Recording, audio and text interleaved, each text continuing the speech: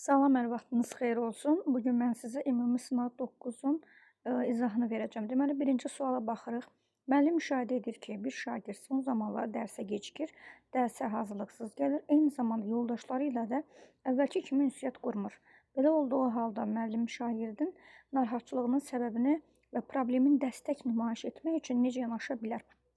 Yəni burada görürük ki, uşaq dərsə gecikir, əvvəlki kimi aktivlik göstərmir və yoldaşlarıyla da ünsiyyət qurmur. Bu zaman nə etməlidir müəllim? Baxırıq variantlara.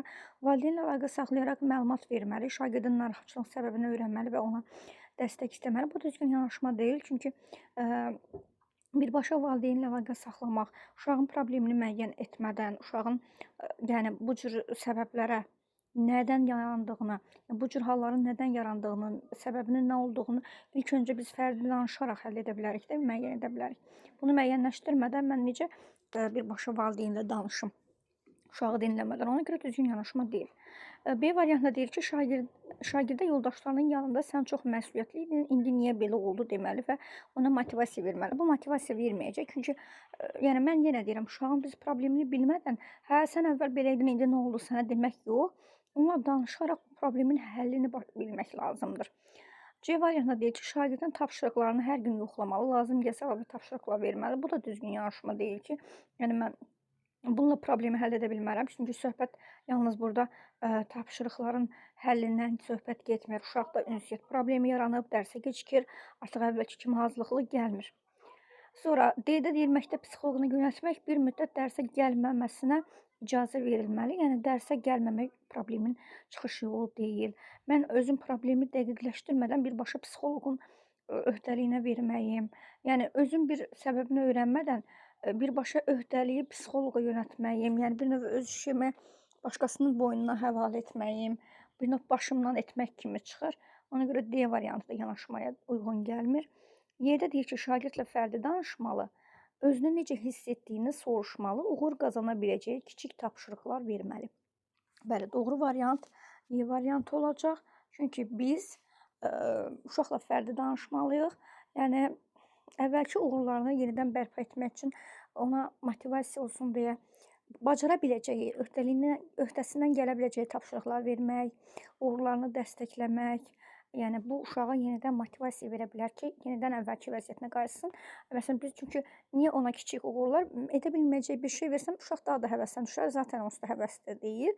Daha da uğursuz, yəni bacarmadığını düşünə bilər. Ona görə biz onun potensialına bələd olaraq bacara biləcəyi bir tapşırıqlar verməklə onu yenidən əvvəlki vəziyyətinə qaytara bilərik.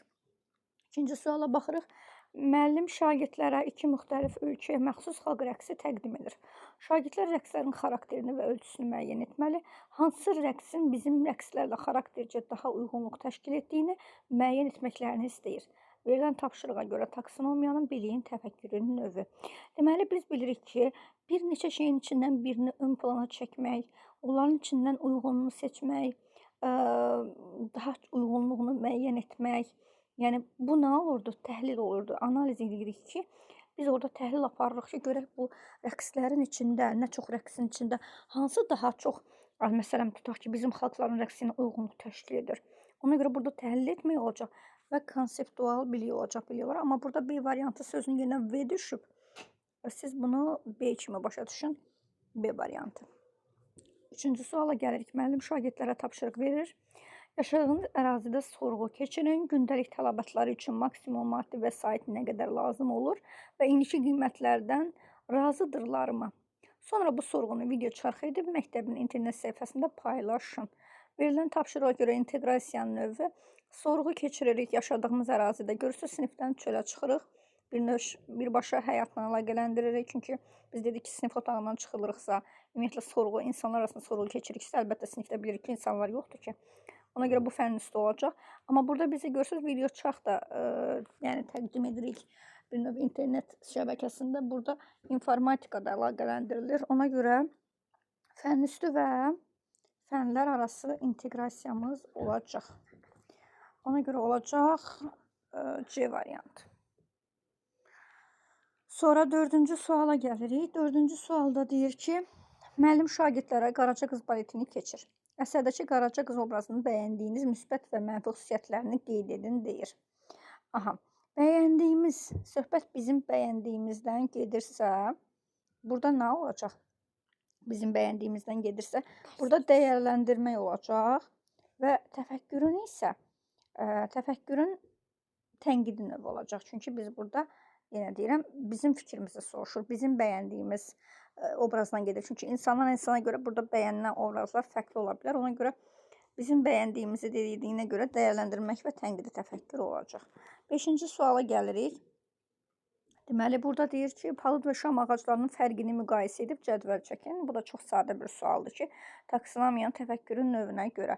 Ümumiyyətlə, biz bilirik ki, müqayisə etmək, oxşar fərqli cəhətləri müəyyən etmək, nümunə gətirmək, izah etmək, öz sözləri ilə danışmaq həmişə zaman nə olurdu? Burada biz olurdu anlamaq və məntiqi təfəkkür, yəni A variantı.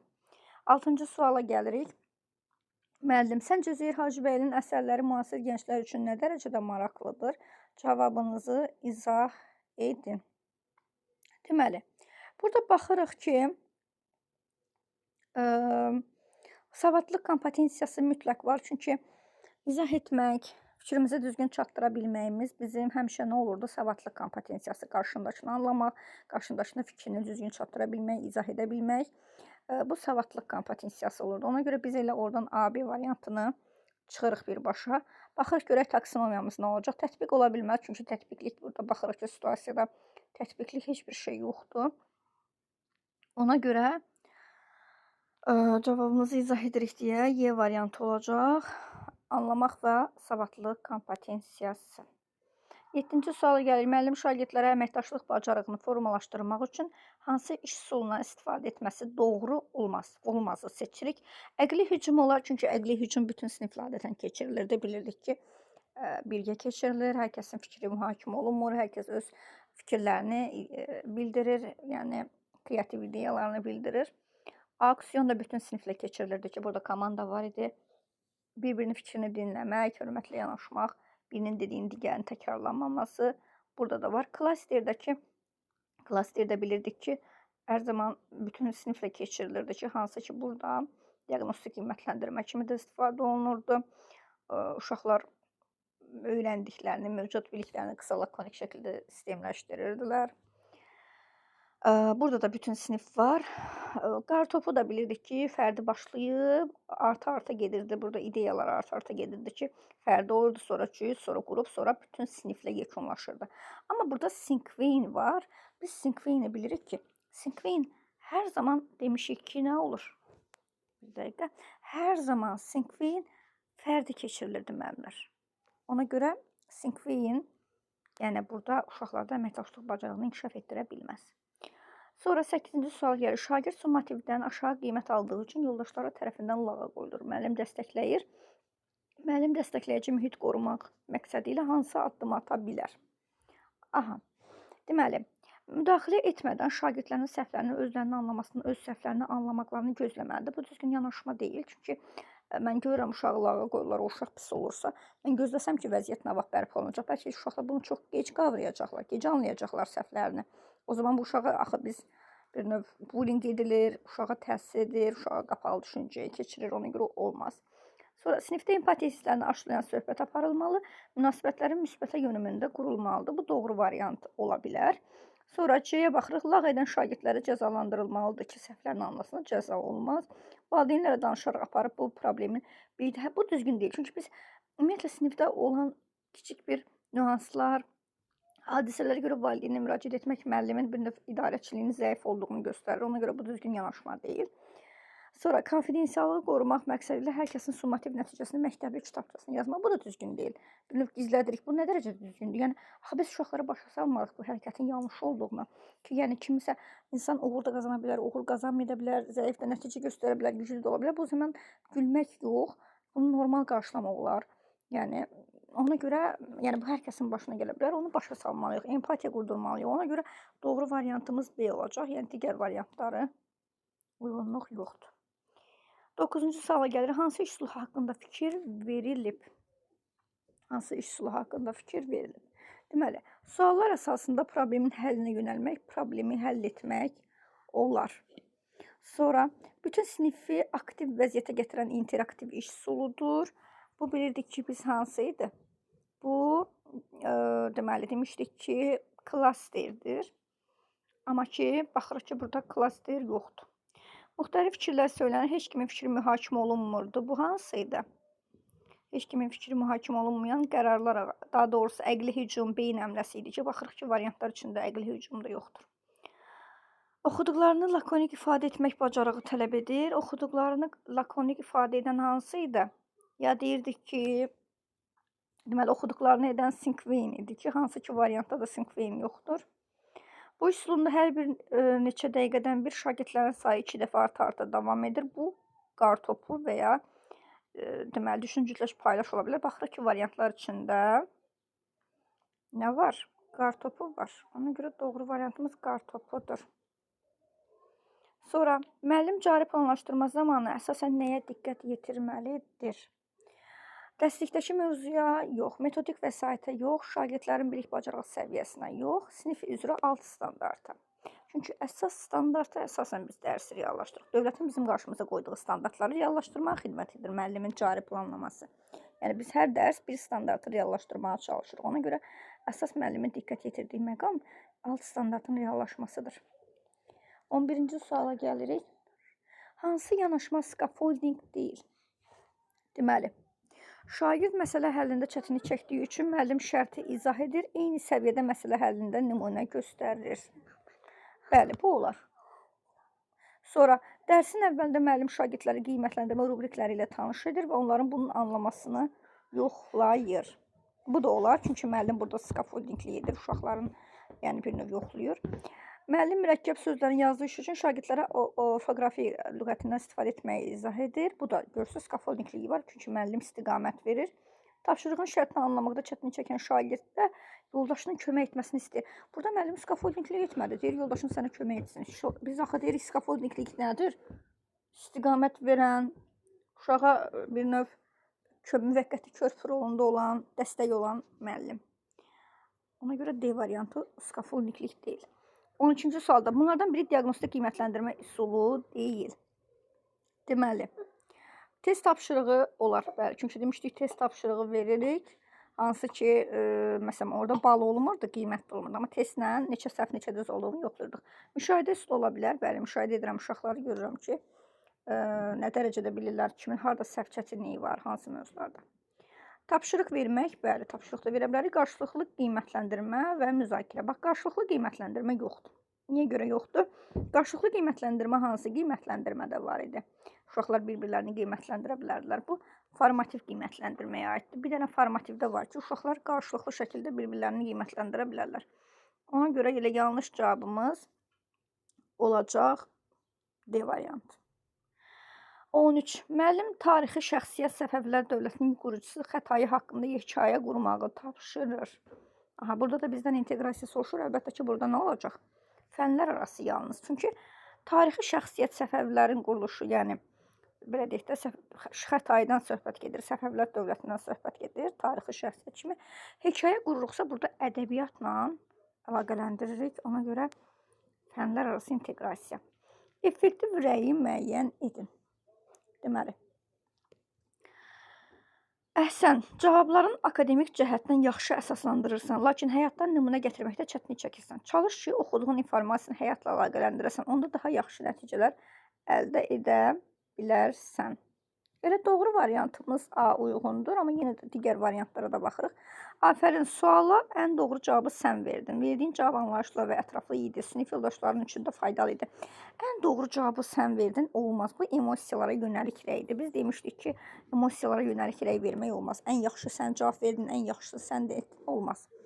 Sonra, komanda işində aktiv iştirak etsən də səs tonunun yaxşı deyil. Bu istiqamətləndirici, inkişaf etdirici rəy olmalı. Çünki mən uşağın səhvini dedim, amma istiqamət vermədim düzəltmək üçün. Bəs bu uşaq neynəsin düzəltsin, onu demədim. Sonra, afərin, imla yazarkən hərfləri düzgün yazırsan, lakin durğu işarələrini düzgün istifadə etmirsən.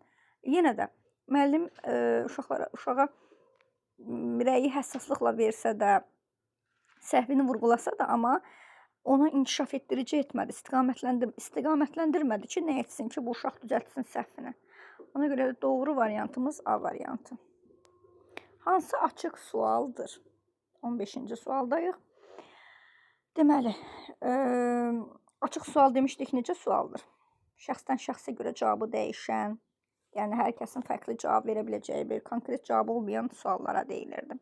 Təsviri incəsənətdə və musiqidə olan ortaq terminlər hansılardır? Bu açıq sual deyil, qapalı, yəni konkret bir termin var ki, olardı ki, deyəcəksiniz ki, bu terminlər ortaq cəhətdir. Sonra kompüterin qurğularının fərqi nədir? Yəni bunun fərqini deyəcəksiniz. Konkret hamının eyni cavabı verə biləcəyi bir sualdır. Fotosintez ali bitkilərin hansı orqanlardan gedir? Bu da konkret cavab olan bir sualdır, yəni qapalı sualdır. Azərbaycanın qonşu ölkələrlə münasibətlərini necə dəyərləndirirsiniz? Bax, bu hər kəsin açıq sualdır, çünki şəxsdən şəxsə cavabı dəyişə biləcək bir sualdır. Ona görə D variantı. 16-cı sual.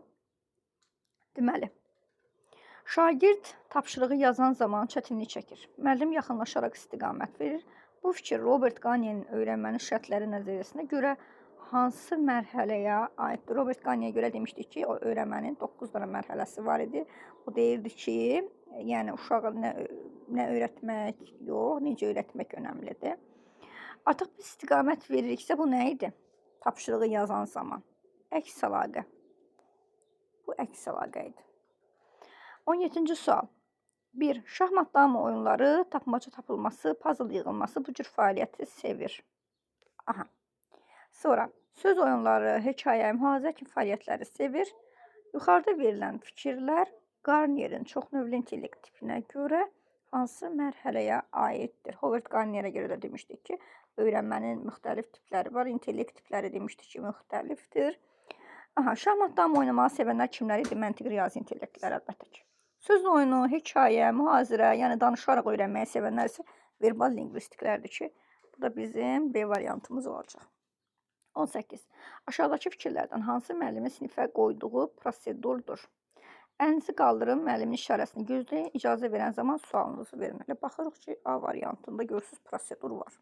Digər variantlara da baxırıq. Dərs vaxtı əlavə söhbətə yer verməyək, bu qaydadır. Danışarkən bir-birimizin sözünü kəsməyək, bu da qaydadır. Ev tapşırıqlarını vaxtında icra edək, bu da qaydadır. Amma birinci variantımız isə müəllimin prosedurudur. Çünki proses gedir burada. Sonra burada 19 sözü düşməyib. Operasının, bu sual yarımçıq düşüb, müəllimlər. Bu 19-cu sualdır. Səhnələşdirməsi zamanı şagird Məcnun obrazını səhnələşdirmək istəsə də müəllimin buna etiraz etdi. Səbəb olaraq nitq bacarıqları zəif olması ilə əsaslandırır. Müəllim bu cür yanaşması hansı pedaqoji yanaşmaya ziddir? Sualın əvvəl düşməyib, üzrlüsən, yəni mexaniki bir səhvlik olub. Deməli, burada söhbət hansısa bir operadan səhnələşdirməsinə söhbət gedir ki, burada uşaq Leyli və Məcnundan söhbət gedir ki, burada uşaq Məcnun obrazını səhnələşdirmək istəsə də müəllim etiraz edir ki, sən bunu nitq bacarıqlarının zəif olduğu üçün yəni edə bilməzsən. Bu cür yanaşma hansı pedaqoji yanaşmaya ziddir ki, müəllim uşağın istəyini nəzərə almır, həvəsini, marağını nəzərə almır. Şagirdin potensialını nəzərə almaq onda aşıq düşüncə tərzi, özgüvən yaradır. Şagirdin potensialını nəzərə almaq yoldaşları ilə münasibətdə müsbət təsir göstərir. Bunun yoldaşlara nə əlaqəsi var? Şagirdin potensialını nəzərə almaq nizam-intizam problemlərindən qalır. Yəni, mən uşağın potensialını, nəyə marağının olmasını nəzərə almağım, onun mənəvi dəyərlərlə, nizam-intizamla heç bir əlaqəsi yoxdur. Sonra Y variantı deyir ki, şagirdin potensialını nəzərə almaq maraq dairəsinə uyğun tapşırıqlar verilməsi şagirdin dərsə istəyinin artmasına səbəb olacaq. Bəli, uşağın marağını nəzərə almırıq da, nizam-intizamın, mənəvi dəyərlərin, açıq düşüncənin, yəni yoldaşlarla münasibətin heç bir əlaqəsi yoxdur burada. 20-ci sual. Müəllim 9-cu sinifdə dərs keçən zaman bir neçə şagirdin telefondan istifadə etdiyini və digərlərinin də dərsi dinləmədiyini müşahidə edir. Belə olduğu halda müəllim nə etməlidir? Deməli, uşaqlar telefondan istifadə edir. Bu, müsahibədə də verilə biləcək bir tip sualdır. Dərhal telefonları alıb direktora verməlidir? Yox. Dərs vaxtı heç nə demədən gözləməlidir, gəlməli, dərsdən sonra fərdi danışmalıdır. Bu zaman telefondan uşaqlar istifadə edəcək 4-cü dərsdə. Telefonları alıb verdiyini gəlməyənə kimi qaytarmalıdır? Xeyr. Valideynləri gələnə kimi, yəni telefonları alır və valideyn gələndə qaytarır? Xeyr. Ad çəkmədən nizam-intizam qaydalarını, vəzifələrini onlara xatırlatmalı, aktiv iştirak edəcəkləri tapşırıqlara yönəltməlidir. Bəli, bu düzgün yanaşmadır. Çünki biz demişdik ki, ilk olaraq nə etməliyik? Çalışaq ki, ad çəkmədən birinci addım olaraq xəbərdarlıq kimi sanki bir növ o necə qaydaya uşaqlar əməl etməyə nə edirik? Qaydaları xatırladırıq və yaxud da göz kontaktı qururuq. Bir növ belə. Yəni adlarını çəkmədən nizam-intizam qaydalarını, vəzifələrini onlara xatırlatmalıyıq. Onların tapşırığa yönəltməliyik. Deməli, uşaqlar boşluq var ki, uşaqlar telefondan oynayır, ya onlara nəsə maraqlı gəlməyib ki, bu cür yanaşırlar. Ona görə nə etmək lazımdır? Bax, o boşluğu doldurmaq lazımdır ki, burada da müəllim tapşırıq verməklə və qaydaları xatırlatmaqla vəziyyəti bərpa edə bilər.